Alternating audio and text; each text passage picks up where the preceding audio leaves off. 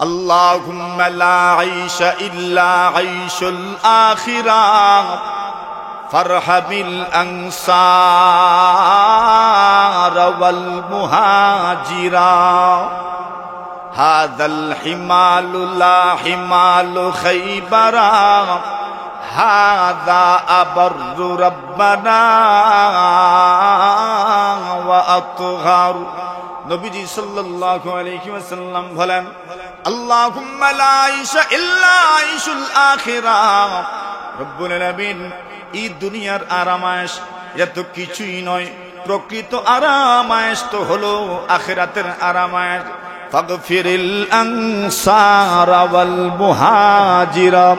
ওগো রব্বুল আলামিন, এই যে মসজিদ নির্মাণের কাজ, এই কাজে সাহাবীদের মধ্য থেকে মুহাজিররা অংশগ্রহণ করেছেন, আনসাররা অংশগ্রহণ করেছেন। যারা মক্কাতুল মুকাররমা নিজের পৈতৃক ভিটে মাটি ত্যাগ করেছেন শুধুমাত্র দিনের জন্য, এবং যারা ওই সমস্ত সাহাবীদেরকে পুনর্বাসনের জন্য চেষ্টা করেছেন, নিজের ঘরবাড়ি পর্যন্ত দিয়েছেন। আনসার যাদেরকে বলা হয় আল্লাযীনা তাবাওয়াউদ দার ওয়াল ঈমান, যারা ঈমানকে স্থান দিয়েছেন, যারা মুহাজিরদেরকে স্থান দিয়েছেন। আল্লাহর নবী বলেন, মহান আল্লাহ আমার আনসার এবং মুহাজির সাহাবীদের জীবনের সমূহ গুনাহ মাফ করে দেন। রাসূল দোয়া করেছেন, ফারহাবিল আনসার ওয়াল মুহাজিরা, এদের উপর রহম করেন, এদের উপর দয়া করেন। ফাগফিরিল আনসার ওয়াল মুহাজিরা, আল্লাহ এদেরকে মাফ করে দেন। কোন হাদিসের মধ্যে পাওয়া যায় আল্লাহ রাসূল বলছেন, আল্লাহুম্মা লা আজরা ইল্লা আজরুল আখিরাহ ফারহামিল আনসার ওয়াল মুহাজিরা। আল্লাহুম্মা লা খায়রা ইল্লা খায়রুল আখিরাহ ফারহামিল আনসার ওয়াল মুহাজিরা। হাদাল হিমালু লা হিমালু খায়বারা হাদা আবার রব্বানা ওয়া আতহার। নবীজি বলেন, আল্লাহ এই যে বুঝে মসজিদ নির্মাণের জন্য কেউ তো বা ইট বহন করে নিয়ে আসছে, কেউ তো বা পাথর বহন করে নিয়ে আসছে, কেউ তো বা খেজুর গাছের পাতাগুলো বহন করে নিয়ে আসছে। ওগো রব্বুল আলামিন, এই যে বুঝা, ওই বুঝাটা আসলে খয়বরের বুঝা নয়। এই বুঝা এত পবিত্র, এত পবিত্র, এবং এই বুঝা এত পুণ্যের বুঝা।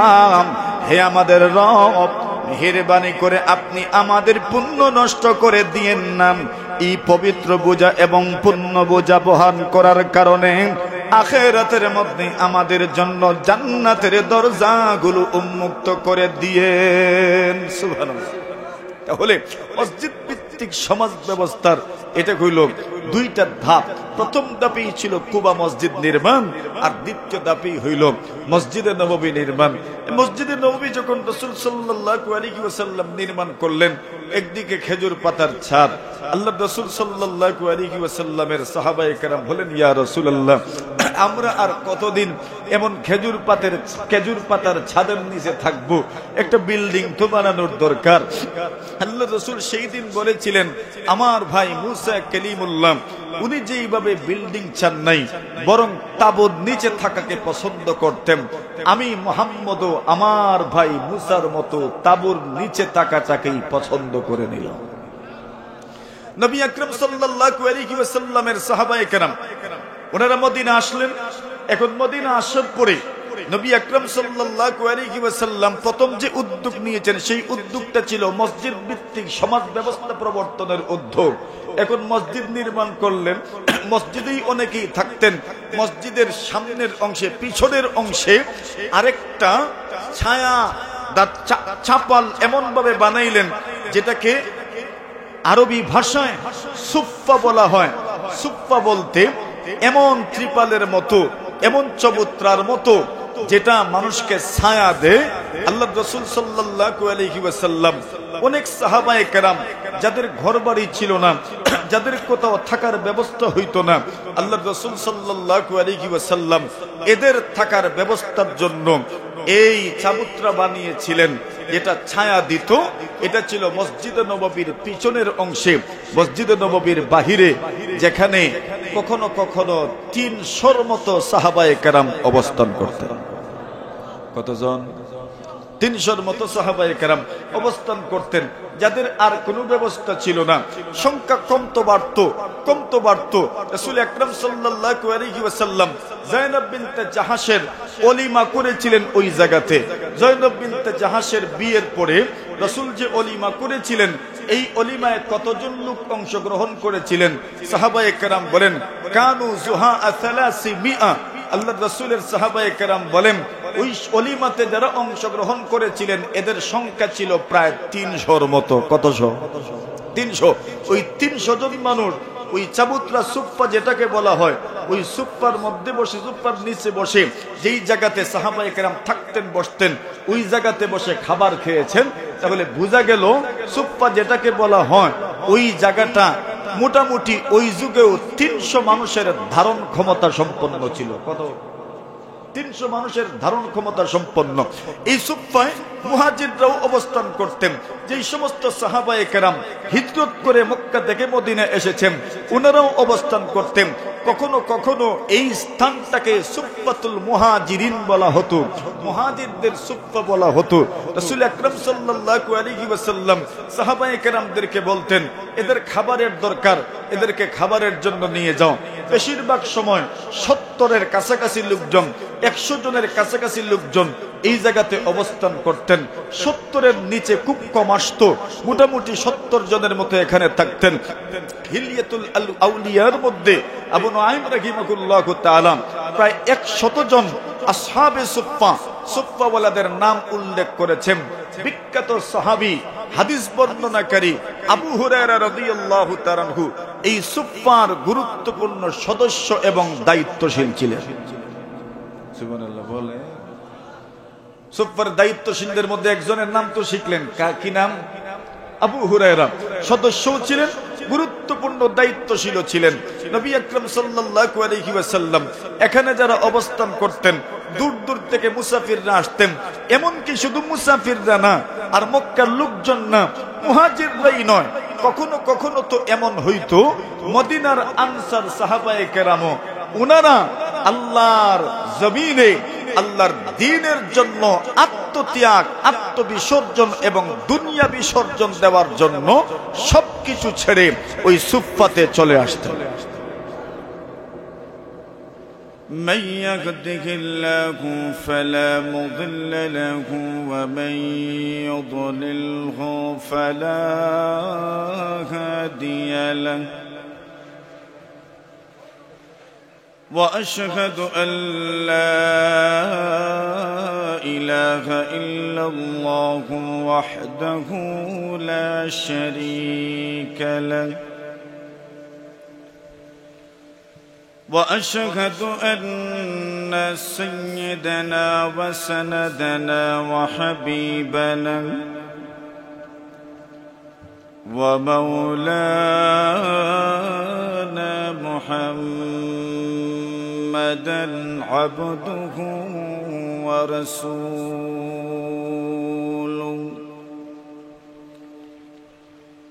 الذي أرسله الله تعالى إلى كافة الناس بشيرا ونذيرا وداعيا إلى الله بإذنه وسراجا منيرا أما بعد فأعوذ بالله من الشيطان الرجيم بسم الله الرحمن الرحيم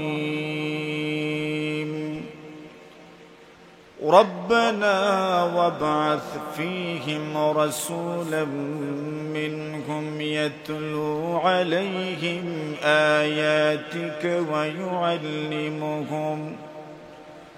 ويعلمهم الكتاب والحكمة ويزكيهم إنك أنت العزيز الحكيم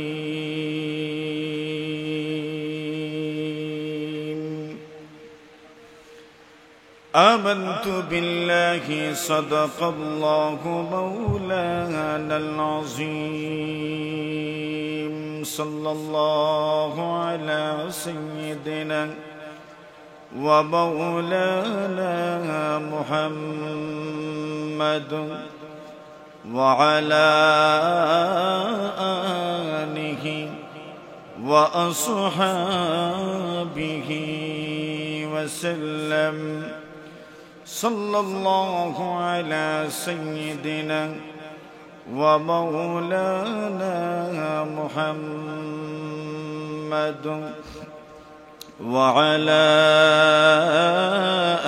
آله وأصحابه وسلم দিনী ও সমাজ সেবামূলক অরাজনৈতিক সংগঠন খিদমতে কোরআন পরিষদ শ্রীমঙ্ঘরের উদ্যোগে আয়োজিত বিশ্বনবী হযরত মুহাম্মদুর রাসূলুল্লাহ সাল্লাল্লাহু আলাইহি ওয়াসাল্লামের জীবন আদর্শ সংক্রান্ত আলোচনার এই গুরুত্বপূর্ণ মোবারক আয়োজন শানে রিসালাত সাল্লাল্লাহু আলাইহি ওয়াসাল্লাম মাহফিলের সম্মানিত সভাপতি মুআজ্জাজ মুকাররম হযরত উলামায়ে কেরাম, মুরব্বী সাহেবান, যুবক ভাইয়েরা, পর্দার আড়ালে অবস্থানরত অত্যন্ত শ্রদ্ধেয়া সম্মানিতা মা ও বোনেরা, আল্লাহ পাক রব্বুল আলামিনের অসংখ্য অগণিত শুকর আদায় করছি যে মহান রব্বুল আলামিন আপনাকে আমাকে আজকের এই বরকতময় মাহফিলে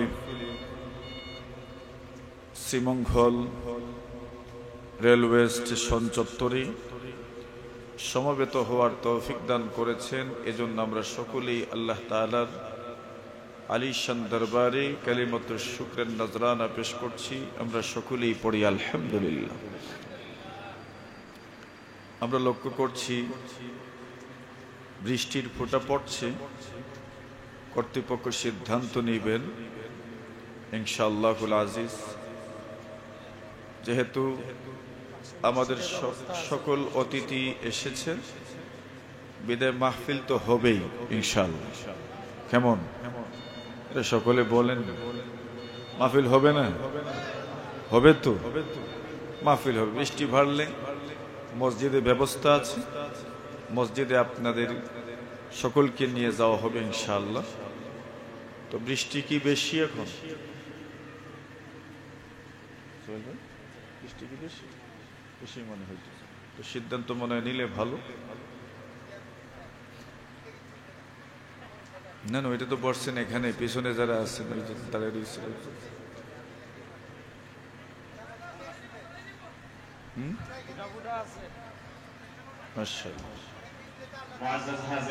আমরা আপাতত এখানেই মাহফিল চলবে। বৃষ্টির পরিমাণ যদি আরো বেড়ে যায় তাহলে আমরা পার্শ্ববর্তী রেলওয়ে জামে মসজিদে আমরা মাহফিল চলমান থাকবে। আপাতত আমরা এখানেই মাহফিল চলবে। আমরা ধৈর্য সহকারে আমরা মুআজ্জাজ মেহমানের আলোচনা শুনি ইনশাআল্লাহ। বাইরে বৃষ্টি নেই, প্যান্ডেলের পানিগুলোই পড়তেছে।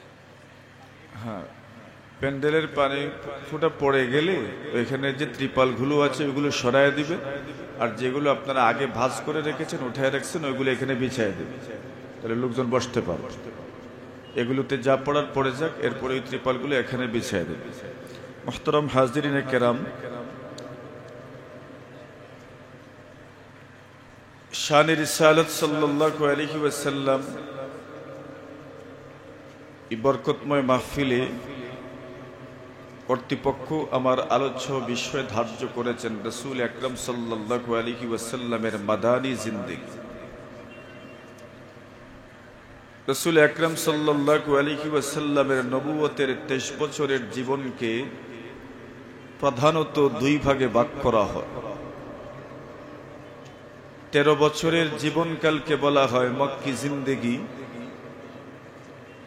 আল্লাহ রাসূল সাল্লাল্লাহু আলাইহি ওয়াসাল্লাম মোট বেঁচে ছিলেন 63 বছর। কত বছর? 63 বছর।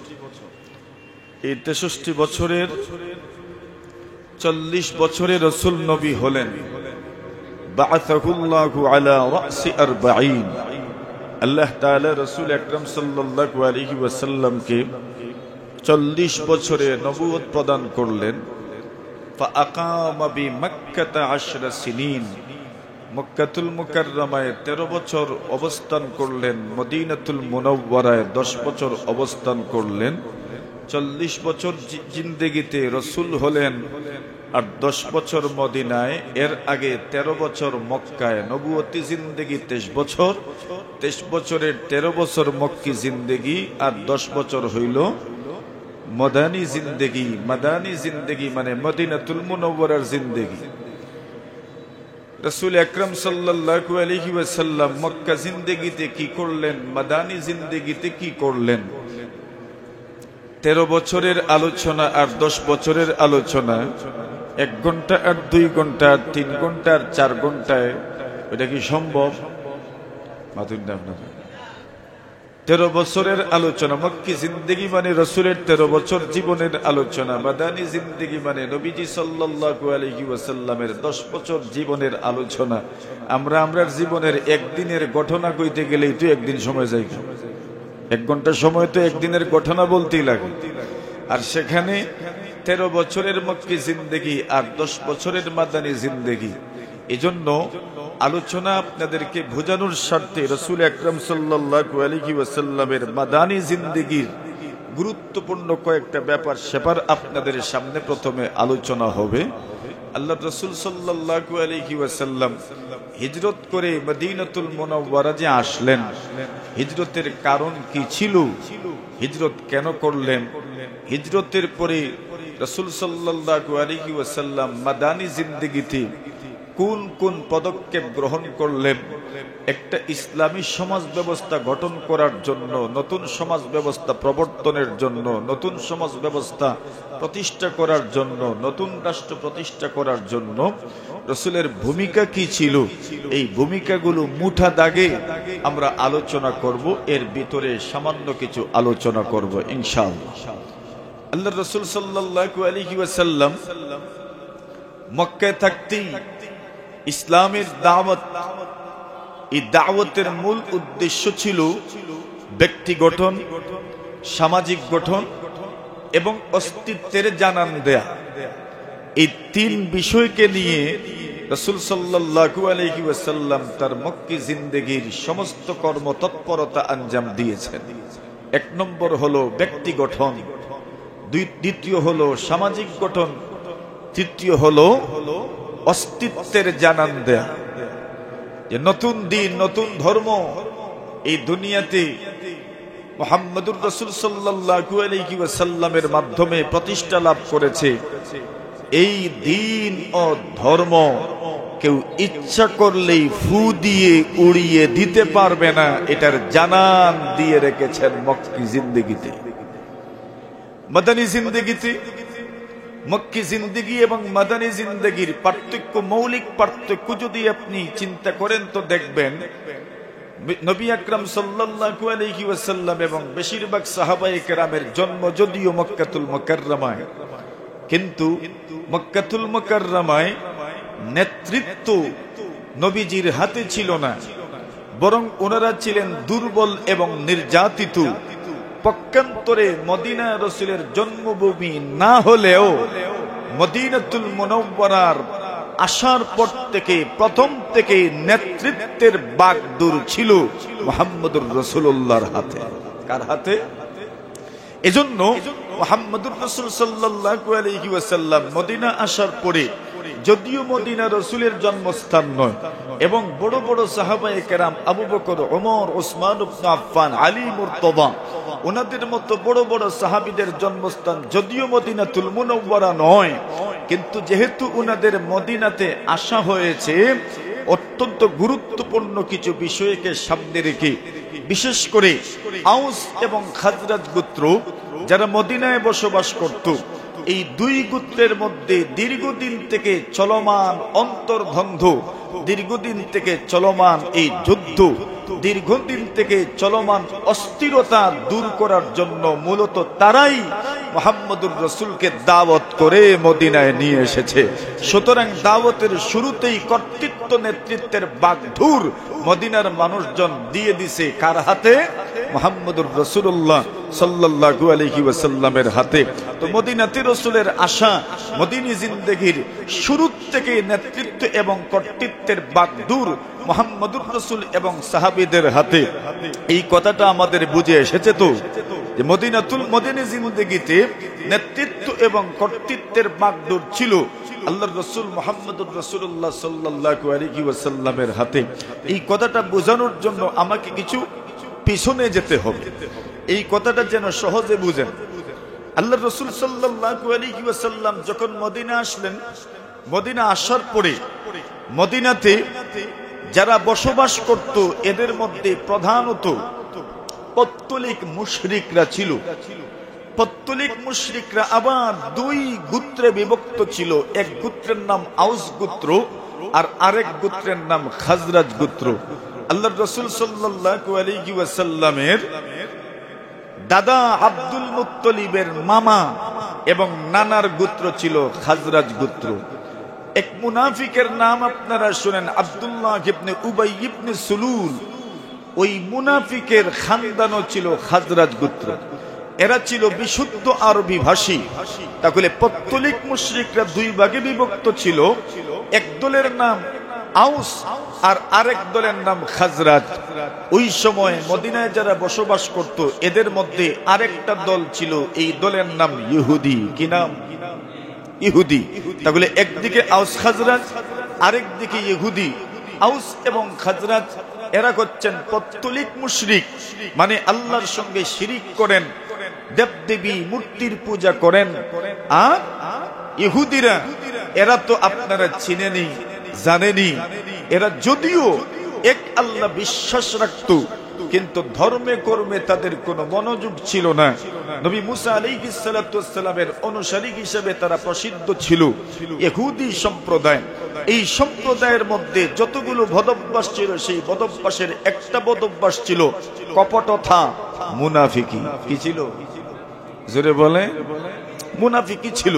তো একদিকে ইহুদিরা বসবাস করত, আরেক দিকে কিছু কিছু খ্রিস্টান যারা, এরাও মদিনাতুল মুনাওয়ারায় বসবাস করত। আউস এবং খাজরাজ গোত্র এরা যেহেতু এত বেশি চতুর ছিল না, চালাক ছিল না, কিছুটা মূর্খতা তাদের মধ্যে কাজ করত। এজন্য ইহুদিরা বিভক্তকর এবং শাসনকর। বর্তমান দুনিয়াতে যেভাবে দুনিয়ার সুপার পাওয়ার যারা, এরা এক নীতিতে চলে, মুসলমানদেরকে বিভক্ত করো এবং শাসন করো। ঠিক না? ঠিক। পুরো দুনিয়ার অমুসলিম যারা, বিজাতীয়রা যারা, এদের একটাই টার্গেট, মুসলমানদেরকে বিভক্ত করো আর এদের উপর ছড়ি ঘোড়াও। বর্তমান দুনিয়াতে পুরা দুনিয়ার মুসলিম গোষ্ঠী, মুসলমান বিভক্ত আর শাসন করছে, এদের নেতৃত্ব দিচ্ছে, ছড়ি দিয়ে এদের উপর নেতৃত্বের ছড়ি ঘোরাচ্ছে। এরা হচ্ছে ইহুদি এবং খ্রিস্টান। ঠিক না? ঠিক। এটা ছিল তাদের আগের নীতি। ইহুদিরা মনে করত আউস এবং খাজরাজের সম্পদ যদি আমরা ভোগ করি তাহলে এটা আমাদের কোনো পাপ নয়। এদের অধিকার যদি ভুলণ্ঠিত হয় তাহলে এটা মানবাধিকারের লঙ্ঘনও নয়। এরা বলতো লাইসা আলাইনা ফিল উম্মিয়িনা সাবিল। এরা বলতো এই মূর্খ সম্প্রদায়, এদের অধিকার যদি খর্বিত হয়, এদের অধিকার যদি ভুলণ্ঠিত হয়, তাহলে আমাদের কোনো পাপ হবে না, এটা মানবাধিকারের লঙ্ঘন নয়। ওই দিন তাদের যেই নীতি ছিল, বর্তমান দুনিয়ার ইহুদি এবং খ্রিস্টানরা সেই নীতিতেই চলছে। এরাও মনে করে মুহাম্মদুর রাসূলুল্লাহর উম্মত মুসলমানদের সম্পদ যদি লুটে পুটে খাওয়া যায়, এদের বস্তু ভিটা যদি জোরপূর্বক কেউ দখল করে নেয়, এরা মনে করে এটা মানবাধিকারের লঙ্ঘন নয়, ঠিক কিনা? এজন্যই এরা বর্তমান দুনিয়াতে গাজা ফিলিস্তিন থেকে শুরু করে পুরো দুনিয়া ব্যাপী ইহুদি এবং খ্রিস্টান দখলদারদের কারণে যেখানেই মুসলিমরা নির্যাতিত, এর পিছনে কারণ কি? কারণ হইল আমরা মানবাধিকারের স্লোগান দিই, আমরা মানবাধিকারের ধোঁয়া তুলি, আমরা মানবাধিকার কর্মী, মানবাধিকার গোষ্ঠীগুলোর দৃষ্টি আকর্ষণ করি। আর এই দৃষ্টি আকর্ষণ করে কি লাভ? এরা তো মুসলমানদের সম্পদ হরণ করা, মুসলমানদের সম্পদ লুণ্ঠন করা, মুসলমানদের পৈতৃক পিঠে মাটি খেয়ে লুণ্ঠন করে নেওয়াকে এরা তো মানবাধিকারের লঙ্ঘনই মনে করে না। এটা শুধু এই দুনিয়ার ইহুদিদের কৃষ্টি কালচার নয়, এটা তো তাদের ওই যুগের মুহাম্মদুর রাসূলুল্লাহর যুগ এবং এর আগের যুগের ইহুদি খ্রিস্টানদের কৃষ্টি এবং কালচার, তাদের ধ্যান ধারণাটাও এমন ছিল। আউস এবং খাজরাজদের কাছে সব সময় যুদ্ধ লাগায়া রাখতো, অস্ত্র বিক্রি করত। বর্তমান দুনিয়াতেও মুসলিম রাষ্ট্রের মধ্যে যুদ্ধ লাগায়া রাখে আর অন্যদিকে নিজেরাই অস্ত্র বিক্রি করে। কথা বলেন ঠিক না বেটি? কথাগুলো বুঝেছেন? এটা নতুন কোন কৌশল এদের না, এই কৌশল ওই যুগেও ছিল। যেই সময় মুহাম্মদুর রাসূল হিজরত করে মদিনা আসবেন, ওই সময়ের মদিনার পরিস্থিতিটা এমন ছিল, একদিকে আউস গোত্র, আরেকদিকে খাজরাজ গোত্র, এদের মধ্যে ভ্রাতৃত্ব ছিল। এদের মধ্যে ভ্রাতৃত্ব থাকার পরেও ইহুদিরা এদের মধ্যে সব সময় যুদ্ধ লাগায়া রাখতো আর নিজেরাই অস্ত্র দিত, নিজেরাই শাসন করত, নিজেরাই বিচার করত। বর্তমান দুনিয়ার সামাজিক মূলল যারা, এরাও তো এরকমই করে, ঠিক না বেঠিক? দুইজনের মধ্যে ঝগড়া লাগে, আবার নিজেরাই বিচার করে, আবার নিজেরাই শাসন করে, এরকমই তো চলতে আছে। একজনকে বলে মামলা ঠুকে দে, আর আরেকজনকে বলে আচ্ছা দাঁড়া আমি দেখতেছি। কথা বলেন ঠিক না বেঠিক? এটা ছিল সেই সময়ের মদিনার বিবদমান পরিস্থিতি। তাহলে আউস এবং খাজরাজ এরা ছিলেন পত্তলিক মুশরিক, ওইদিকে ইহুদিরা এরা তো কপটতায় চ্যাম্পিয়ন ছিল। এরা ছিল একদম বিস্ফোরার মতো, সর্বতভাবে তারা চেষ্টা করেছে মদিনার নিয়ন্ত্রণ যেন তাদের হাতে থাকে। কিন্তু মুহাম্মদুর রাসূল সাল্লাল্লাহু আলাইহি ওয়াসাল্লাম হিজরত করে যখন মদিনাতুল মুনাওয়ারা আসলেন, কেন মদিনায় আসলেন? আউস এবং খাজরাজ গোত্রের লোকজনই মুহাম্মদুর রাসূলকে দাওয়াত করেছেন। কেন দাওয়াত করেছেন? আউস এবং খাজরাজ গোত্র যারা, এরাও মনে করতেন মুহাম্মদ নামে একজন নবী আসবেন, উনাদের সাথে এক ঐক্যবদ্ধ হয়ে তোমাদের বিরুদ্ধে আমরা যুদ্ধ করব। ইহুদিরাও মনে করত খ্রিস্টানরা তাদেরকে বাইতুল মাকদিস এবং সিরিয়ার বিভিন্ন আশপাশের অঞ্চল থেকে ইহুদিদেরকে খ্রিস্টানরাই উৎখাত করেছে। ইহুদিরা মনে মনে ভাবত মুহাম্মদ দুনিয়াতে আসুন, আসার পরে মুহাম্মদের সাথে ঐক্যবদ্ধ হয়ে তোমাদের বিরুদ্ধে আমরা লড়াই করব, আমরা যুদ্ধ করব। এরা জানতো মুহাম্মদ আসবেন, তাদের ধারণা ছিল মুহাম্মদ ইসহাক নবীর বংশের হবেন, ইসমাইল নবীর বংশের হবেন বলে তাদের ধারণা ছিল না। ওই তারা বলতো মুহাম্মদ আসলে পরে ওনাদের সাথে আমরা ঐক্যবদ্ধ হয়ে তোমাদের বিরুদ্ধে লড়াই করব আর বিজয় ছিনিয়ে আনব। আউস খাজরাজ গোত্র এরাও নবীজিকে দাওয়াত দিয়ে আসলেন। শেষমেশ মুহাম্মদুর রাসূল সাল্লাল্লাহু আলাইহি ওয়াসাল্লাম রবিউল আউয়াল মাসে হিজরত করে কুবায় আসলেন। মদিনার উপকণ্ঠে যেই মসজিদ আছে, ওই মসজিদের নাম হলো কুবা মসজিদ। সেই কুবা অঞ্চলে রাসূলুল্লাহ সাল্লাল্লাহু আলাইহি ওয়াসাল্লাম আসলেন। আসার পরে আল্লাহর রাসূল সবার আগেই চিন্তা করলেন নতুন রাষ্ট্রের ভিত্তি স্থাপন করবেন, নতুন সমাজ ব্যবস্থা প্রবর্তন করবেন। একটা সমাজ ব্যবস্থা প্রবর্তন করতে হলে কোন কোন অবকাঠামোগত দিকের উন্নয়ন দরকার, কোন কোন পদক্ষেপ নেওয়া দরকার, আল্লাহর রাসূল সাল্লাল্লাহু আলাইহি ওয়াসাল্লাম বুঝে শুনে সেই পদক্ষেপ গ্রহণ করলেন। আপনি রাসূলের মাদানী জিন্দেগির সেই তৎপরতাকে যদি খুব সংক্ষিপ্তভাবে মোটা দাগে বড় বড় হেডলাইনে যদি আমাদের সামনে উপস্থাপন কেউ করতে চায়, তবে 6টা শিরোনামে উপস্থাপন করতে পারেন।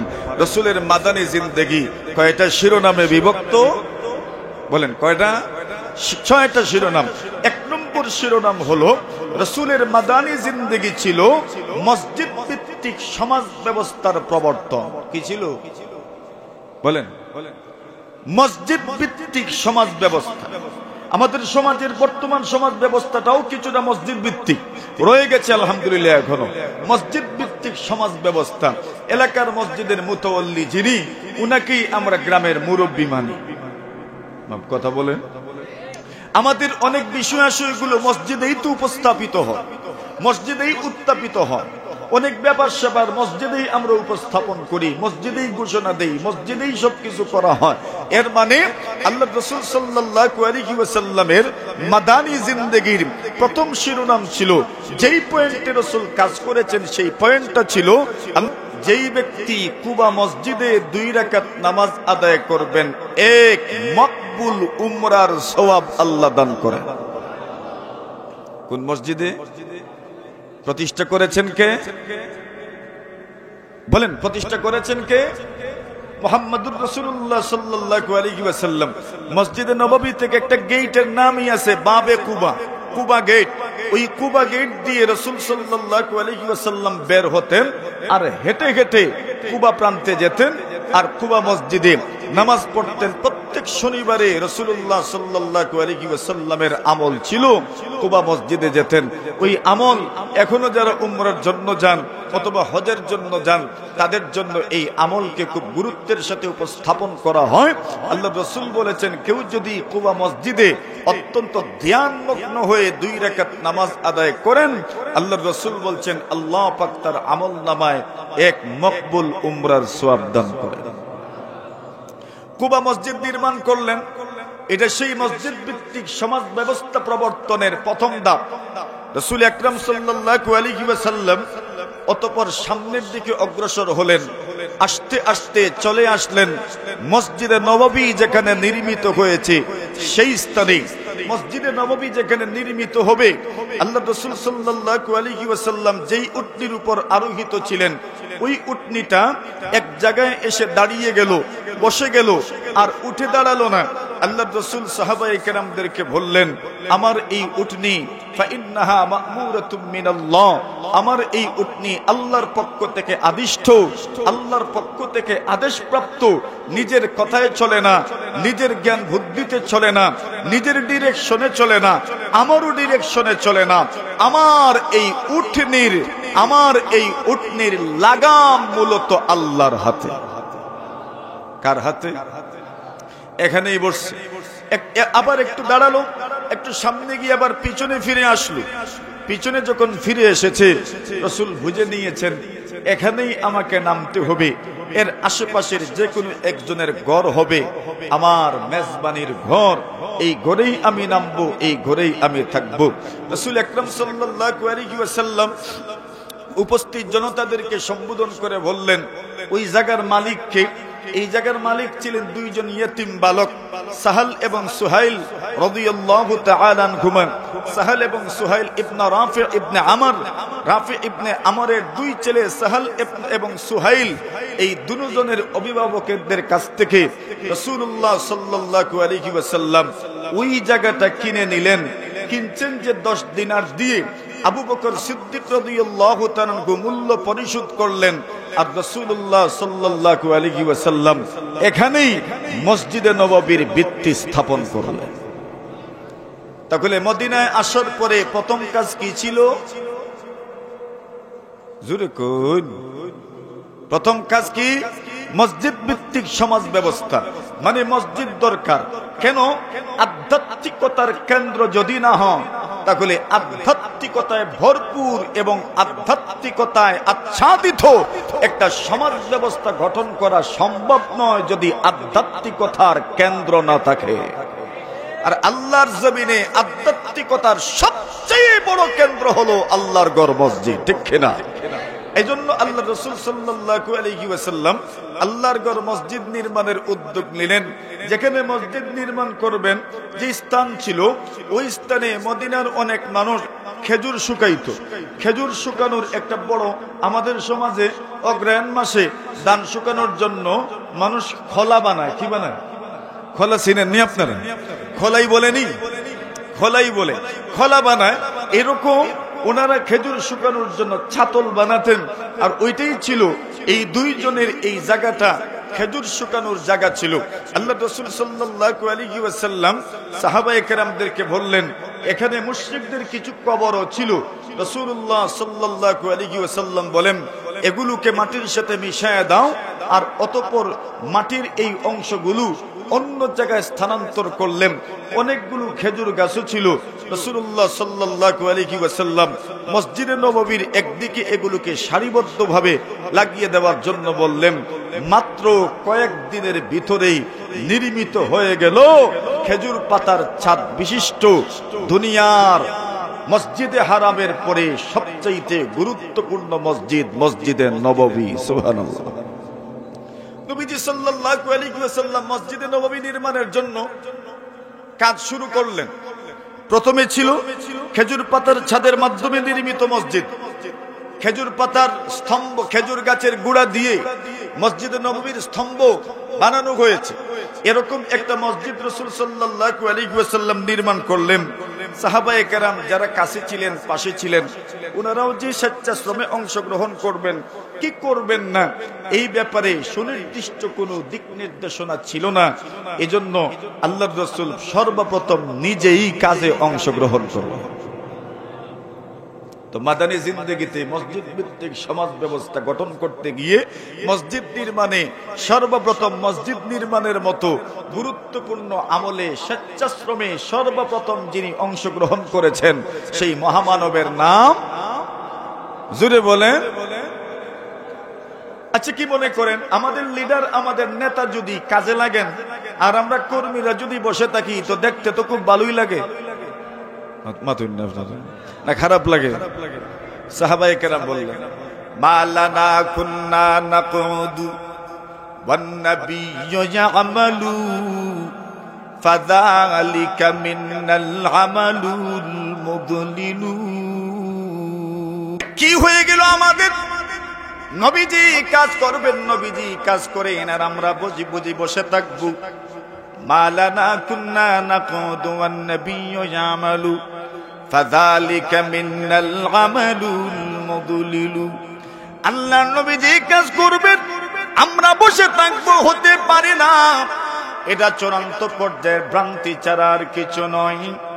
আল্লাহ নবী বিশ্ব নবীজি সাল্লাল্লাহু আলাইহি ওয়াসাল্লামকে মসজিদ নির্মাণের কাজে অংশগ্রহণ করতে দেখে সকল সাহাবায়ে কেরাম আল্লাহর নবীজির মসজিদে নববী নির্মাণের কাজে স্বতঃস্ফূর্তভাবে অংশগ্রহণ করে নিলেন।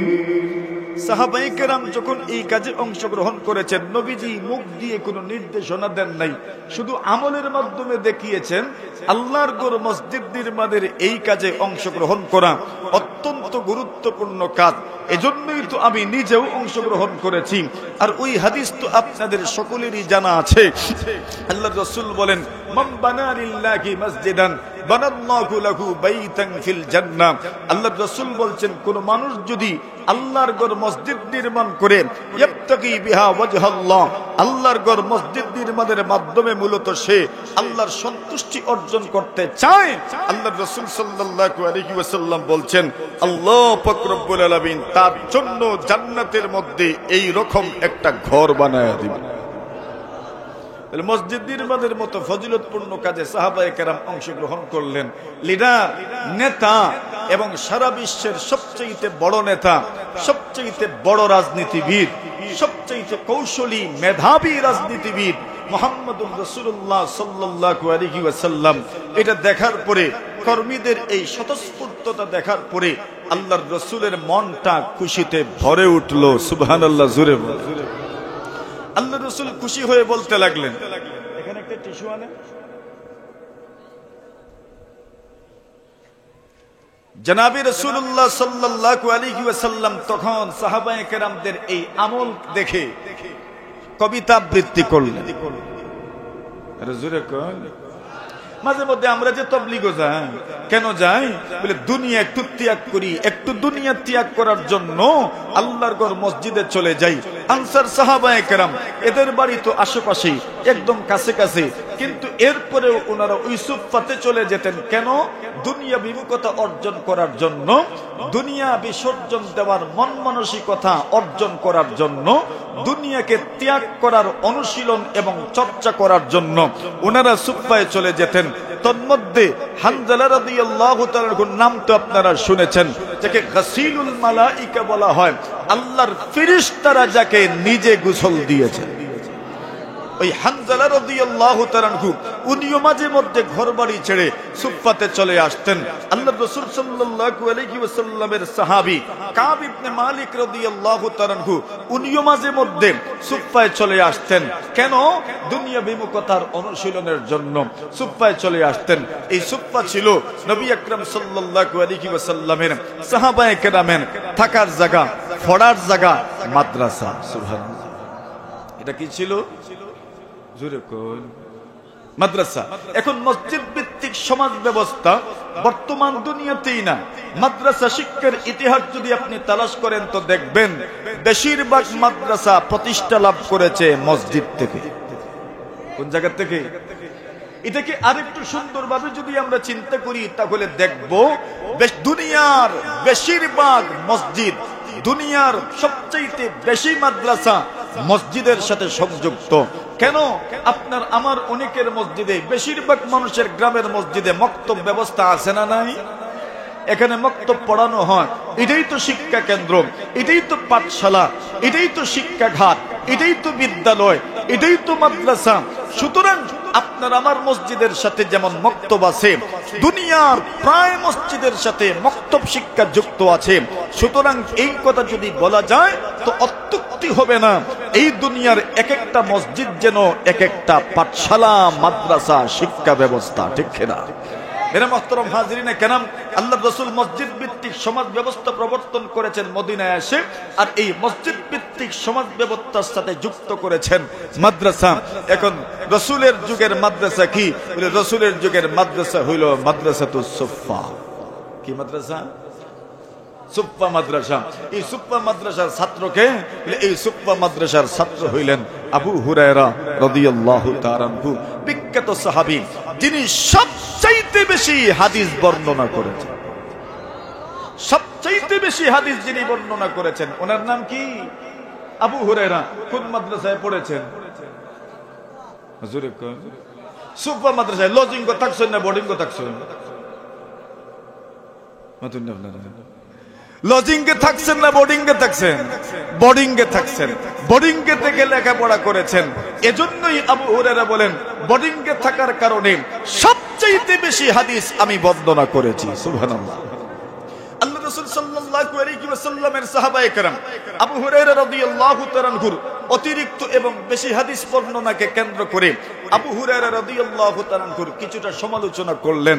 আবু হুরায়রা এত হাদিস কেমনে বর্ণনা করে? আমরা যেখানে হাদিস বর্ণনা করতে ভয় পাই, আর আবু হুরায়রা দেধারসে ফটফট হাদিস বর্ণনা করে, এটা কেমনে? আবু হুরায়রা এত হাদিস বর্ণনা করে যে আকসারা আবু হুরায়রা আল হাদিস, আবু হুরায়রা এত হাদিস বর্ণনা করে। এখন প্রশ্ন যখন এসেই গেছে, জবাব তো দেওয়া লাগবে। প্রশ্ন তো এসে গেছে, জবাব তো দিতে হবে। এত হাদিস আবু হুরায়রা কেমনে বর্ণনা করে? আবু হুরায়রা জবাব দিলেন, এত হাদিস আমি কেমনে বর্ণনা করি? আমি তো বোর্ডিংয়ে থাকি। কই থাকো? লজিংগো না বোর্ডিংগো? বোর্ডিংয়ে থাকি। বলি বোর্ডিংয়ে কেমনে? আবু হুরায়রা রাদিয়াল্লাহু তাআলা আনহু বলেন, ইন্না ইখওয়ানানা মিনাল মুহাজিরিন কানা ইয়াশগালুহুমুস সাফাকু বিল আসওয়াক। আবু হুরায়রা বলেন, আমাদের মুহাজির ভাইরা যারা ছিলেন, ব্যবসা বাণিজ্যের জন্য তারা বাজারে চলে যেতেন, এবং আমাদের আনসার ভাইরা যারা ছিলেন, ওয়া ইন্না ইখওয়ানানা মিনাল আনসার, এবং আমাদের আনসার ভাইরা যারা ছিলেন, আনসার ভাইরা ক্ষেত খামারের জন্য, কৃষির জন্য চলে যেতেন, জমিনে চলে যেতেন, বাগানে চলে যেতেন, ক্ষেত খামার করতেন, কৃষি কাজ করতেন। একমাত্র আমি আবু হুরায়রা, আমার পেটের কোনো চিন্তা নাই, আমার কোনো ধান্দাও নাই, কোনো চিন্তাও নাই। আমি আবু হুরায়রা কি আল্লাহর নবীজির খেদমতে যদি পড়ে থাকি, আল্লাহর নবী বিশ্ব নবীজি মুহাম্মদুর রাসূলুল্লাহ সাল্লাল্লাহু আলাইহি ওয়াসাল্লামের দস্তরখানের মধ্যে যা আসে এটাতেই আমি আবু হুরায়রার পেটে ভরে যায়। এই জন্য আমাকে ব্যবসার জন্য যেতে হয় না, আমাকে ক্ষেতের জন্য যেতে হয় না, কৃষির জন্য যেতে হয় না। সুতরাং আবু হুরায়রা এত বেশি হাদিস কেন বর্ণনা করে জানোনি? ইয়াহদুরু মা লা ইয়াহদুরুন ওয়া ইয়াহফাজু মা লা ইয়াহফাজুন। আবু হুরায়রা বোর্ডিংয়েই থাকে, এই জন্য অন্যরা যেখানে উপস্থিত হতে পারেন না আবু হুরায়রা সেখানে উপস্থিত থাকেন। অন্যরা যা মুখস্থ করতে পারেন না আবু হুরায়রা তা মুখস্থ করতে পারেন। এই জন্য সবচেয়ে বেশি হাদিস আমি আবু হুরায়রাই বর্ণনা করেছি। আবু হুরায়রা এই সুফা মাদ্রাসার একজন গুরুত্বপূর্ণ শাগরিদ, গুরুত্বপূর্ণ ছাত্র। কথাটা বুঝে এসেছে আপনাদের? তাহলে প্রথম কাজ, মদিনা আসার পরে প্রথম কাজ ছিল মসজিদ ভিত্তিক সমাজ ব্যবস্থা। এখানেই বিচার হইতো, এখান থেকেই যুদ্ধগুলো পরিচালনা করা হইতো, এখান থেকেই বাহিনী প্রেরণ করা হইতো, এখানেই সালিশ হইতো, এখানেই বিচার হইতো, এখানেই ছিল বাইতুল মাল, এটাই ছিল স্বরাষ্ট্রমন্ত্রীর সচিবালয়, এটাই ছিল আপনার পররাষ্ট্রমন্ত্রীর সচিবালয়, এটাই ছিল প্রধানমন্ত্রীর কার্যালয়, এটাই প্রেসিডেন্টের কার্যালয়, এটাই প্রধান বিচারপতির কার্যালয়, এটাই গণপূর্ত মন্ত্রীর কার্যালয়, এটাই সমাজ কল্যাণ মন্ত্রীর কার্যালয়, এটাই ছিল মেয়রের কার্যালয়, এটাই ছিল নগর পিতার কার্যালয়। মানে আল্লাহ রসুলের মসজিদই ছিল সবকিছু। মসজিদ ভিত্তিক সমাজ ব্যবস্থা, এটা ছিল প্রথম টার্গেট। মদিনা আসার পরে প্রধান টার্গেট ছিল মসজিদ ভিত্তিক সমাজ ব্যবস্থা। 2 নম্বর টার্গেট ছিল আনসার এবং মুহাজিরদের মধ্যে ভ্রাতৃত্বের বন্ধন সৃষ্টি করা, ভ্রাতৃত্বের বন্ধন তৈরি করা। আনসার এবং মুহাজিরদের মধ্যে ভ্রাতৃত্বের বন্ধন তৈরি করেছেন। হঠাৎ করে যখন কোনো এলাকা থেকে অনেকগুলো লোক কোনো এক জায়গায় নতুন করে এসে যান, তখন এদের পুনর্বাসনের দরকার আছে না নাই? জোরে করেন আপনারা। এই দুনিয়াতে বিভিন্ন সরকার উদ্যোগ গ্রহণ করে এবং এটা একজন নাগরিকের নাগরিক অধিকারও বটে। কোনো মানুষ ভূমিহীন থাকবে না, কোনো মানুষ বস্তুবিটাহীন থাকবে না, বস্তুচ্যুত কেউ হবে না, বস্তুহীন থাকবে না, ভূমিহীন থাকবে না। ভূমি যদি দেশে থাকে, দেশের এত খাস জায়গা, এত ডিজির খতিয়ানের জায়গা, এরপরেও একটা নাগরিক ভূমিহীন থাকবে, এটা রাষ্ট্রের চরম পর্যায়ের ব্যর্থতা ছাড়া আর কিছু না।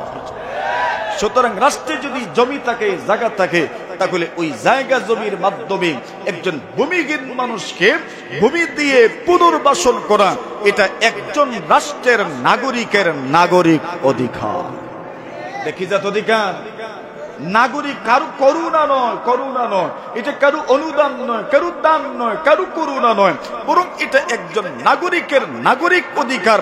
তাকে ভূমিহীন থেকে তাকে উত্তীর্ণ করা হোক, উন্নতি করা হোক, তাকে ভূমির মালিক বানিয়ে দেওয়া হোক। এখন সরকার এই ব্যবস্থা করবেন। নবীজি সাল্লাল্লাহু আলাইহি ওয়াসাল্লাম মদিনা আসলেন, এই জায়গার মালিক তো আর রাসূল না। আউস গোত্রের কিছু মানুষ, খাজরাজ গোত্রের কিছু মানুষ, এরাই তো মদিনায় বসবাস করেন। তো এই মানুষগুলো এরা কিভাবে মুহাজিরদেরকে বরণ করে নিল? আল্লাহ রাসূল সাল্লাল্লাহু আলাইহি ওয়াসাল্লাম ভ্রাতৃত্বের বন্ধন তৈরি করলেন। আল মুওয়াখাতুল ইসলামিয়া, আরবিতে বলা হয় ইসলামী ভ্রাতৃত্ব। আল্লাহ রাসূল সাহাবীদের মধ্যে তৈরি করলেন। একদিকে আনসার, কোন বর্ণনায় পাওয়া যায় আনাস ইবনে মালিক রাদিয়াল্লাহু তাআলা আনহুর বাড়িতে রাসূল আকরাম সাল্লাল্লাহু আলাইহি ওয়াসাল্লাম 90 জন সাহাবায়ে কেরামদেরকে নিয়ে বসলেন। তার মধ্যে আপনার আনসারদের ছিলেন প্রায় 45 জন এবং মুহাজিরদের ছিলেন প্রায় 45 জন। আল্লাহর রাসূল সাল্লাল্লাহু আলাইহি ওয়াসাল্লাম প্রথম ধাপে এই সাহাবীদের মধ্যে, আনসার এবং মুহাজিরদের মধ্যে ভ্রাতৃত্ব সৃষ্টি করে দিলেন। ভ্রাতৃত্বের প্রভাবটা কেমন ছিল?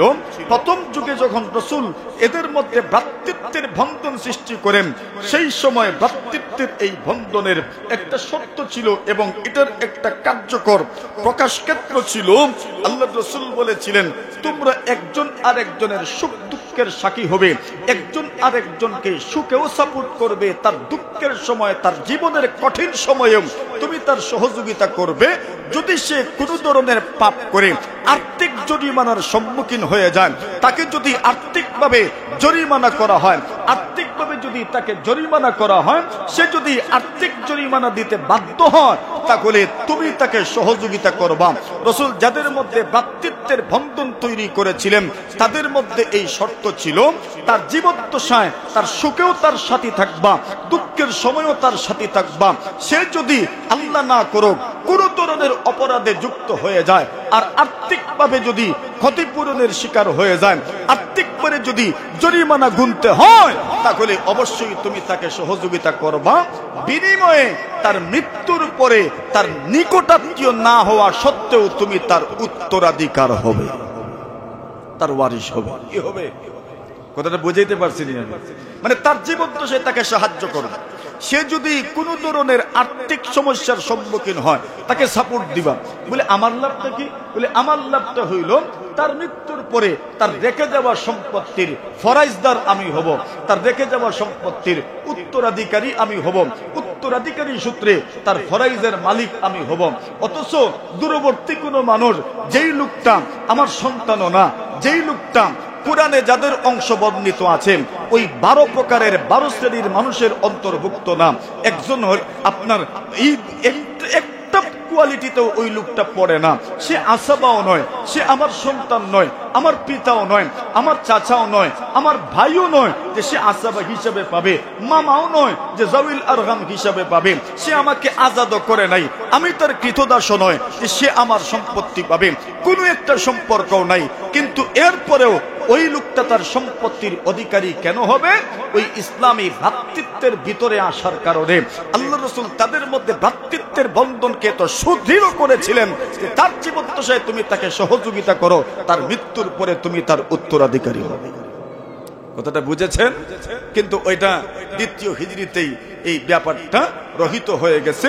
কোরআনে মাজিদের আয়াতুল মিরাজ যখন নাজিল হইল, ও উলুল আরহামি বা'দুহুম আউলা মিন বা'দ, এই আয়াত নাজিল হওয়ার কারণে এই মুআলাত, এই মুআখাতে ইসলামিয়া, ভ্রাতৃত্বের বন্ধনের এই শর্তটা রহিত হয়ে গেল।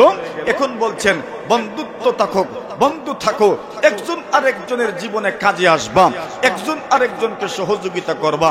তবে আগে যে বলা হয়েছিল তার মৃত্যুর পরে উত্তরাধিকারী হইবা, ওই শর্তটা এখন রহিত হয়ে গেছে। আর কেউ উত্তরাধিকারী হতে পারবেন না। এখন ইসলাম বলছে উত্তরাধিকারী কারা হবে, তাদের নাম কোরআন কিতাবের মধ্যে সুন্দরভাবে ইন্ডেক্স আকারে, সূচি আকারে কোরআন সুন্নাহর মধ্যে বর্ণিত আছে না? না আপনারা তো মুফতি সাহেবদের কাছে ফরাইজের লাগি ওই তো বেশি যায়, আপনারা তালাক দিলে পরে আর ফরাইজের মাসআলার জন্যই তো মুফতি সাহেবদের কাছে বেশি যান, অন্য কোনো কারণে মুফতি সাহেবদের ধারস্থতা আপনারা বেশি হন না। তাহলে দেখা গেল এটা ইসলামী ভ্রাতৃত্বের বন্ধনের একটা ধাপ ছিল।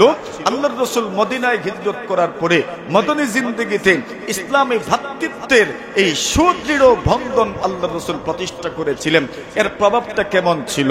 আল্লাহর রাসূল সাল্লাল্লাহু আলাইহি ওয়াসাল্লামের সাহাবায়ে কেরাম বলেন, আব্দুর রহমান ইবনে আওফ বলেন, আমার যার সাথে ভ্রাতৃত্বের বন্ধন ছিল ওই লোকটা একদিন আমাকে বললেন, ভাই আপনি তো আপনার ভিটে মাটি ছেড়ে এসেছেন, আপনার স্ত্রী সন্তান সব ছেড়ে এসেছেন, এখন বিয়ের তো দরকার।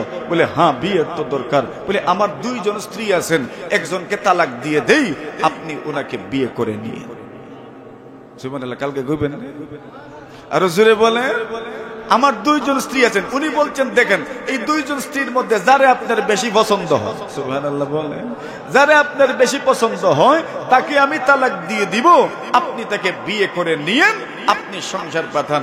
আল্লাহ রাসূলের সাহাবী বলেন, বারাকাল্লাহু ফি আহলিকা ওয়া মালিক, আল্লাহ তোমার পরিবারেও বরকত দান করুক, তোমার মালে আল্লাহ বরকত দান করুক। আল্লাহ রাসূলের সাহাবী শুধু বিয়ে করাই লইব না, আগে ঘর দরকার? ঘরও তো দরকার। উনি বললেন, এই যে দেখেন আমার ঘর আছে, এই ঘরের 2টা ঘরের একটা ঘর আমি আপনাকে দিয়ে দিলাম, অথবা আমার ঘরের 2টা কোঠা আছে, একটা কোঠা আমি আপনাকে দিয়ে দিলাম। সুবহানাল্লাহ। আপনি এখানে থাকবেন, আপনি আপনার স্ত্রী নিয়ে থাকবেন, আপনি আপনার সংসার করবেন, কোনো আপত্তি নাই, কোনো সমস্যা নাই, কোনো অসুবিধা নাই। এটা ছিল ইসলামী ভ্রাতৃত্ব বন্ধনের, এটা ছিল একটা ধাপ যেটা রাসূল সাল্লাল্লাহু আলাইহি ওয়াসাল্লাম সাহাবায়ে কেরামদের মধ্যে এই বন্ধন সুদৃঢ় করেছিলেন।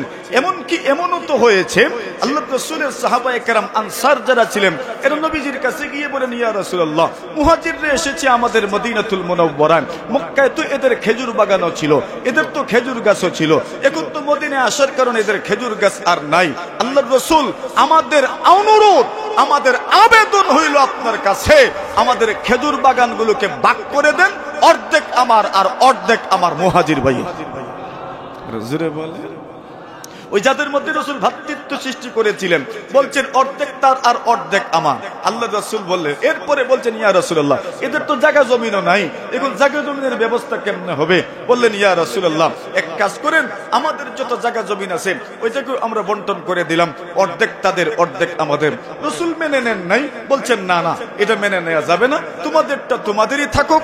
এখন আনসাররা বললেন, তো এক কাজ করেন ইয়া রাসূলুল্লাহ, এদেরকে বলেন এরা যেন আমাদের খেজুর বাগানে কাজ করে, বিনিময়ে আমরা তাদেরকে ফল দিব।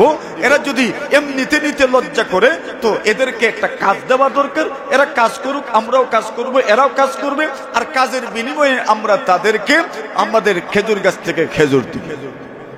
এটা ছিল ইসলামী ভ্রাতৃত্ব বন্ধন। হুজুর এসে গেছেন। 3 নম্বর ছিল রাসূল আকরাম সাল্লাল্লাহু আলাইহি ওয়াসাল্লাম 3 নম্বর যে উদ্যোগটা নিয়েছিলেন মাদানী জিন্দেগিতে, মহানবী হযরত মুহাম্মদুর রাসূলুল্লাহ সাল্লাল্লাহু আলাইহি ওয়াসাল্লাম 3 নম্বর কাজটা করেছিলেন। বিভিন্ন গোত্রের সাথে আল্লাহর রাসূল চুক্তি করেছিলেন, বিভিন্ন গোত্রের সাথে চুক্তি ছিল ইহুদিদের সাথে, বনু নজিরের সাথে, বনু কুরাইজার সাথে, বনু কাইনুকার সাথে। ওই চুক্তিটাকেই শেষে বলা হয়েছে মিসাকুল মদিনা, সাহিফাতুল মদিনা, মদিনা সনদ বলা হয়েছে। 4 নম্বর, রাসূল সাল্লাল্লাহু আলাইহি ওয়াসাল্লাম বহির্বিশ্বে চিঠি প্রেরণ করেছেন। দুনিয়ার বড় বড় রাজা বাদশাদের কাছে চিঠি লিখেছেন, রোমের সম্রাট কায়সারের কাছে চিঠি লিখেছেন, পারস্য সম্রাট কিসরার কাছে চিঠি লিখেছেন। নবী আকরাম সাল্লাল্লাহু আলাইহি ওয়াসাল্লাম আপনার ইথিওপিয়ার বাদশা, হাবশার বাদশা নাজ্জাশীর কাছে চিঠি লিখেছেন, আলেকজান্দ্রিয়া ইস্কান্দারিয়ার বাদশা মুকাউকিসের কাছে রাসূল চিঠি লিখেছেন। এইভাবে দুনিয়ার বড় বড় রাজা বাদশাদের কাছে রাসূল চিঠি লিখেছেন, আর চিঠির মাধ্যমে নতুন মদিনা রাষ্ট্রের জানান দিয়েছিলেন। সুবহানাল্লাহ। 5 নম্বর, নবী আকরাম সাল্লাল্লাহু আলাইহি ওয়াসাল্লাম সকলকে নিয়ে একটা আদর্শ রাষ্ট্র ব্যবস্থা প্রতিষ্ঠা করার জন্য একটা মশওয়ারা কমিটি গঠন করেছিলেন। 6 নম্বর হচ্ছে আল্লাহর রাসূল জানবাজ এবং আদর্শ একদল সেনাবাহিনী গঠন করেছিলেন। সুবহানাল্লাহ। যদিও যথারীতি এদেরকে বেতন দেওয়া হইতো না, মক্কাতুল মুকাররমা বিজয় পর্যন্ত এই সেনাবাহিনীর সংখ্যা ছিল 10,000। কত ছিল? 10,000। রাসূলের মাদানী জিন্দেগির এই কয়েকটা ধাপ ছিল। মাদানী জিন্দেগির 10 বছরকে আমরা 3 ভাগে ভাগ করতে পারি। হিজরতের প্রথম দিন থেকে শুরু করে 6ষ্ঠ হিজরির যুলকাদা মাস পর্যন্ত। দ্বিতীয় ধাপ হইল 6ষ্ঠ হিজরির যুলকাদা মাস থেকে মক্কা বিজয় অর্থাৎ 8ম হিজরির রমজান মাস পর্যন্ত 2 বছরের সময়কাল। আর তৃতীয় ধাপ হইল রমজান মক্কা বিজয় 8ম হিজরির রমজান মাস থেকে আল্লাহর রাসূলের ইন্তেকাল 11 নম্বর হিজরির 3 নম্বর মাসের 12 তারিখ পর্যন্ত। এটা হইল রাসূলের মাদানী জিন্দেগির তৃতীয় ধাপ। মুহতারাম হাজিরিনে কেরাম, এই ধাপগুলোতে কি কি সংগঠিত হয়েছে, এই সবগুলো মাদানী জিন্দেগির আলোচনা আমাদের অত্যন্ত প্রিয়জন। অনেক সময় আমি নষ্ট করেই ফেলেছি। আমাদের মাওলানা মিজানুর রহমান বুখারী হাফিজাহুল্লাহ এসেছেন, গুরুত্বপূর্ণ বয়ান আপনাদের সামনে পেশ করবেন। ওয়া আখিরু দাওয়ানা আনিল হামদুলিল্লাহি রাব্বিল আলামিন। আসসালামু আলাইকুম ওয়া রাহমাতুল্লাহি ওয়া বারাকাতুহু।